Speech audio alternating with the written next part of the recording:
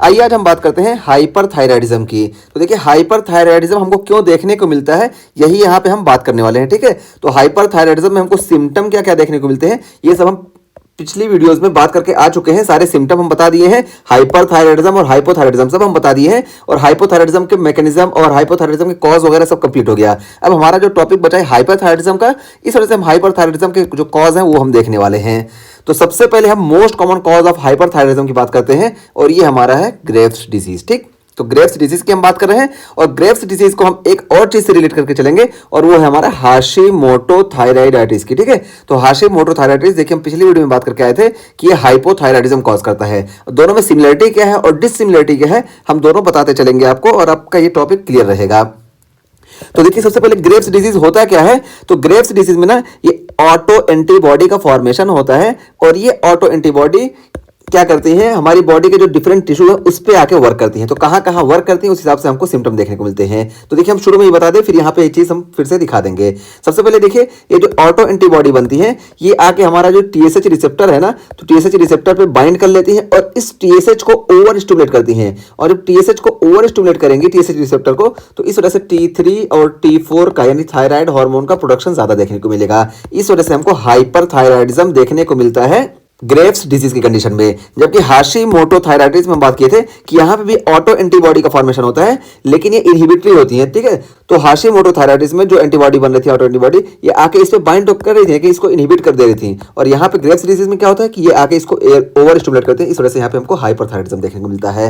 तो ये चीज हुई, एक ये लोकेशन हुई जहां पे ये ऑटो एंटीबॉडी वर्क करती है, और दूसरी लोकेशन में बताऊं तो दूसरी लोकेशन यहाँ पे देखिए ऑर्बिटल फाइब्रोब्लास्ट प्रेजेंट होते हैं। देखिए दिखाया गया, इस ऑर्बिटल फाइब्रोब्लास्ट पे आके ये एंटीबॉडी वर्क करेंगे, और जब इस पे आके एंटीबॉडी वर्क करेंगे तो ये ऑर्बिटल फाइब्रोब्लास्ट ये ज्यादा ग्रो करेंगे, और यहाँ पे हमको ग्लाइकोसा अमाइनो ग्लाइकन्स का एक्यूमुलेशन देखने को मिलेगा। और एक ग्लाइकोसा अमाइनो ग्लाइकन्स जब यहाँ पे एक्यूमुलेट होंगे, इस वजह से यहाँ पे ऑनकोटिक प्रेशर जो होगा ये इंक्रीज हो जाएगा। इस वजह से यहाँ पे जो है एडिमा हमको देखने को मिलेगा, और यहाँ पे जो एडिमा देखने को मिलेगा तो ये एक्सोप्थैलेमस यानी आई बॉल जो है ये बाहर की तरफ निकल जाएगा, इसी को हम बोलते हैं एक्सोप्थैलेमस। तो इसी वजह से हमको यहाँ पे एक्सोप्थैलेमस देखने को मिलेगा, और साथ साथ यहाँ पे क्या है हमको इन्फ्लेमेटरी कंडीशन वगैरह देखने को मिलेगी। यहाँ पे फाइब्रोब्लास्ट ज्यादा होगा तो हमको फाइब्रोब्लास्ट का भी यहाँ पे प्रोडक्शन देखने को मिलेगा। ओवरऑल क्या होगा कि यहाँ पे एडिमा और फाइब्रोब्लास्ट वगैरह के जमा होने की वजह से एक्सोप्थैलेमस हमको देखने को मिलेगा। तो ये दूसरा चीज हम बताएं, और तीसरी चीज हम बताएं कि यही ऑटो एंटीबॉडी जो होती है ये हमारे पैर में ना, ये देखिए इसको हम बोलते हैं डर्मल फाइब्रोब्लास्ट। तो यहाँ पे डर्मल जो फाइब्रोब्लास्ट प्रेजेंट होते हैं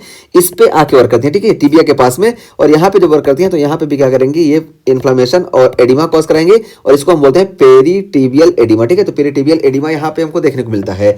तो देखिए हम यहाँ पे बताएं कि हाइपरथायराइडिज्म की कंडीशन में हमको नॉर्मली एडिमा नहीं देखने को मिलता है। एडिमा जो जनरल फीचर है ये हाइपोथायराइडिज्म केस है। ठीक है, लेकिन हाइपरथायराइडिज्म में खासतौर से ग्रेव्स डिजीज में हमको 2-3 जगहों पे एडिमा देखने को मिलता है, उसी में से एक है पेरीटिबियल एडिमा। इसी तरीके से हमको आंख के आसपास देखने को मिलता है, इसको हम बोलते हैं पेरी ऑर्बिटल एडिमा, और आंख के आईबॉल के पीछे हमको देखने को मिलता है, और ये क्या करता है एक्सोप्थैलेमस। तो ये सारा हमको देखने को मिलता है ग्रेव्स डिजीज में। तो हम यहाँ पे पूरा बता दिए, अब यही यहाँ पे लिखा गया है। तो देखिए क्या है कि Graves disease most common cause of hyperthyroidism. तो हाइपरथायराइडिज्म का मोस्ट कॉमन कॉज ये जो है ये ग्रेव्स डिजीज ही है। और यहाँ पे होता क्या है कि देखिए थायराइड स्टिमुलेटिंग इम्यूनोग्लोबुलिन्स, तो यहाँ पे इम्यूनोग्लोबुलिन्स ऑटो एंटीबॉडी का फॉर्मेशन हुआ। ठीक है, और ये क्या करेंगे कि स्टिमुलेट टीएसएच रिसेप्टर, हम पहले बता दिए कि टीएसएच रिसेप्टर को भी स्टिमुलेट करेंगे। इसी तरीके से ये देखिए ये डर्मल फाइब्रोब्लास्ट को स्टिमुलेट करेंगे, जिसके वजह से पेरीटिबियल मिक्स एडिमा देखने को मिलेगा, और ऑर्बिटल फाइब्रोब्लास्ट को स्टिमुलेट करेंगे, जिसकी वजह से हमको एक्सोप्थैलेमस देखने को मिलेगा। तो ओवरऑल यहाँ पे यही चीज है,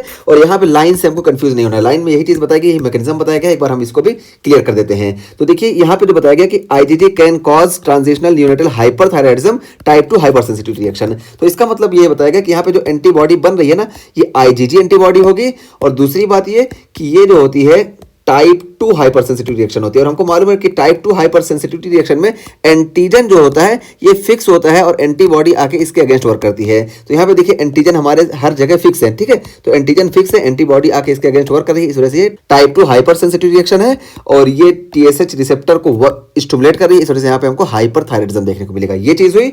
और फिर देखिए बताया गया कि यहाँ पे हमको हाइपरथायराइडिज्म जो देखने को मिलेगा इसमें डिफ्यूज गोइटर देखने को मिलेगा।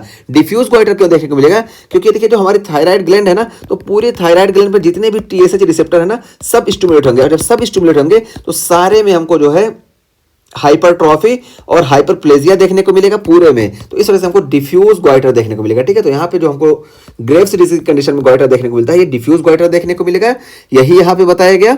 और उसके बाद देखिए डर्मल फाइब्रोब्लास्ट हम बताया कि यहाँ पे हमको पेरिटिबियल मिक्स एडिमा देखने को मिलता है, और ऑर्बिटल फाइब्रोब्लास्ट के अगेंस्ट जो ये वर्क करती है एंटीबॉडी, इस वजह से हमको एक्सोप्थैलेमस देखने को मिलता है। अब इसको और ज्यादा थोड़ा वो किया गया है, तो देखिए कैसे, तो देखिए यहाँ पे बताया गया कि एक्टिवेशन ऑफ टी सेल, तो टी सेल यहाँ पे एक्टिवेट होते हैं, और टी सेल क्या करते हैं, lymphocytic infiltration of retro orbital space. तो रेट्रो ऑर्बिटल स्पेस में यहाँ पे हमको लिम्फोसिटिक इन्फिल्ट्रेशन देखने को मिलता है। इस वजह से इस स्पेस में, रेट्रो ऑर्बिटल स्पेस में साइटोकाइंस इंक्रीज हो जाते हैं, और साइटोकाइंस में ट्यूमर नेक्रोटिक फैक्टर अल्फा और इंटरफेरॉन गामा, यानी गामा इंटरफेरॉन यहाँ पे एक्यूमुलेट हो जाएंगे। इस वजह से यहाँ पे देखिए फाइब्रोब्लास्ट का सिक्रेशन बढ़ जाएगा, और देखिए हाइड्रोफिलिक ग्लाइकोसामाइनोग्लाइकेंस ये इंक्रीज हो जाएंगे, और जब हाइड्रोफिलिक ग्लाइकोसामाइनोग्लाइकेंस इंक्रीज हो जाएंगे तो इस वजह से यहाँ पे हमको एडिमा देखने को मिलेगा, और हमको एक्सोप्थैलेमस देखने को मिलता है। तो यही हम यहाँ पे बताएं, तो यही देखिए फिर बताया गया कि इंक्रीज ऑस्मोटिक मसल स्वेलिंग, तो ऑस्मोटिक मसल स्वेलिंग हमको देखने को मिलेगी, और मसल में इन्फ्लामेशन देखने को मिलेगी,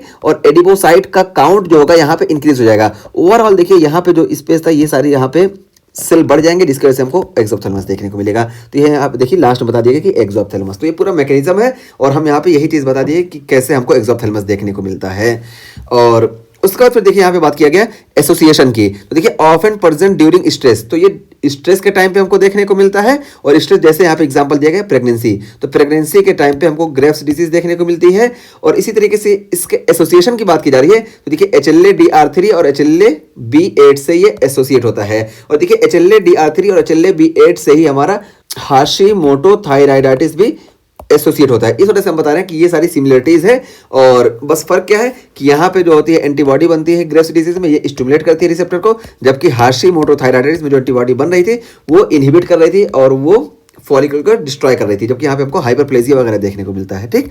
तो इस वजह से यहाँ पे हमको हाइपरथायराइडिज्म देखने को मिलता है, और हाशिमोटो थायराइडिस में हमको हाइपोथायराइडिज्म देखने को मिलता है। और यहाँ पे हिस्टोलॉजी की बात करें तो देखिए tall crowded follicular epithelial cells, तो यहाँ पे हमको टॉल और क्राउडेड यानी हाइपरप्लेजिया लाइक कंडीशन हो जाएगी, एपिथेलियल सेल देखने को मिलेंगे। और यहाँ पे देखिए स्क्लोब्ड कोलाइड, तो कोलाइड जो हो गया यहाँ पे, ये देखिए स्क्लोब्ड यानी बबल शेप में देखने को मिलेगा, ठीक है। तो ये हो गया हमारा ग्रेव्स डिजीज। तो ग्रेव्स डिजीज का पूरा मैकेनिज्म हम बता दिए कैसे होती है। अब हम बात करते हैं टॉक्सिक मल्टी नोडुलर गॉइटर की।